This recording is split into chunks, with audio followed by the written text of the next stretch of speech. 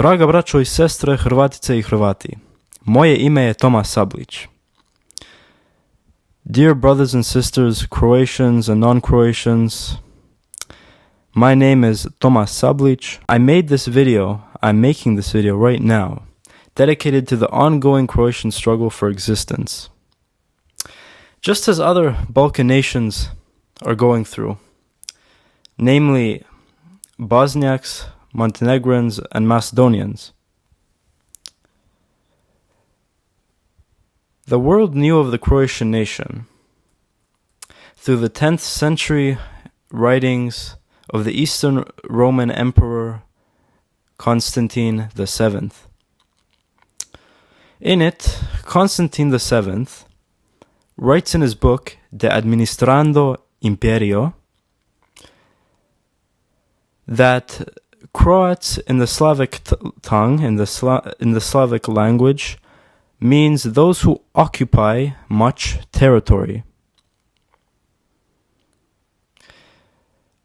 On the other hand, he says that Serbs, in the Latin tongue, in the Latin language, means slave.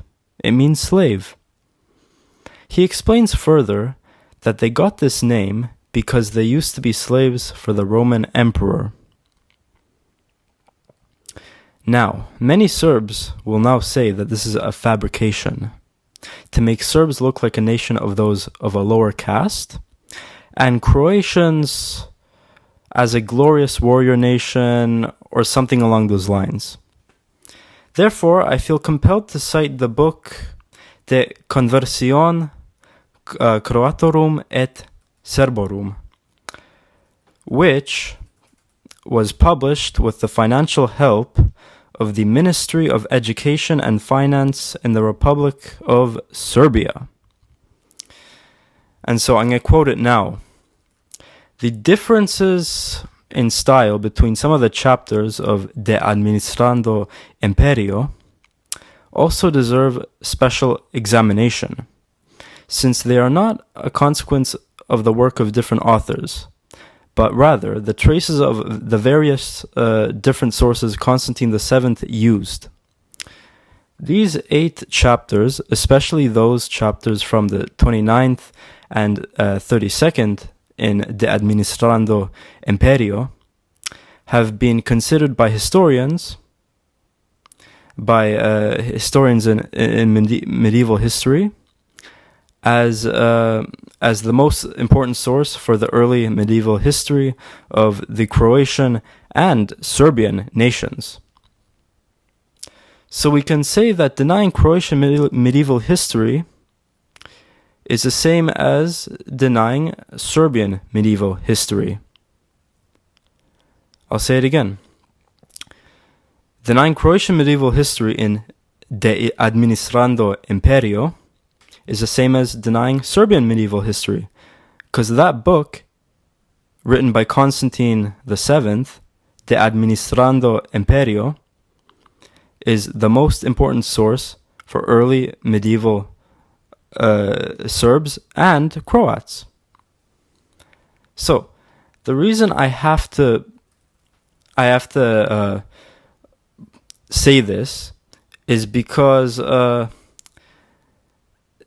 a lot of times Serbs decide to deny documents, saying that they are Vatican fabrications to, split the Serbian nation.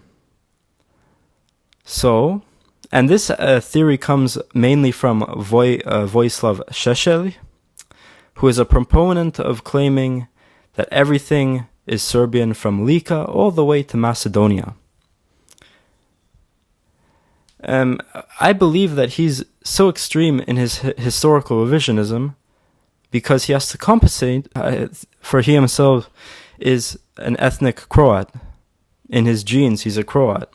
This is not a joke, but rather proven through documents and, of course, genealogy. And by the way, it's a truth that the majority of the Serbian public also holds as well. All those with the surname Šešelj are Catholics and Croatians. So we'll move on to the next topic.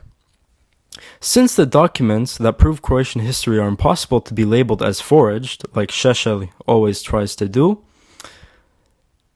many of the Serbian nationalists say that those mentioned in those irrefutable documents that prove Croatian history are totally different people. This is actually the same logic that the Black Hebrew Israelites use, that Jews of the Bible aren't the Jews of today. And trust me, between Chetniks, Serbian radicals, and Black Hebrew Israelites, there are no differences. So it is recorded Saint Adalbert of Prague in 990 came from Rome by ship to Modruš,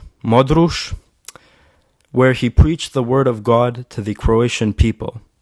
In the original text, Croatian people are called Krabaten.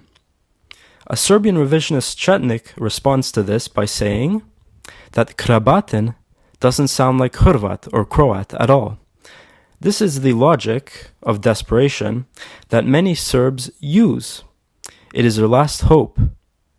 So for the answer, we must look to the German dictionary of Jacob Grimm and Wilhelm Grimm, where Krabat or Krabate is described as an older word for Croatian.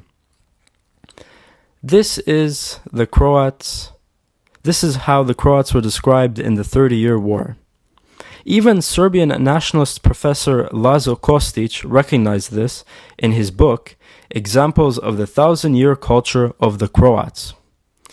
Despite the blindfold that is Serbian nationalism, Professor Kostić did at the end of the day talk about examples of the 1,000-year culture of the Croats. And he published it.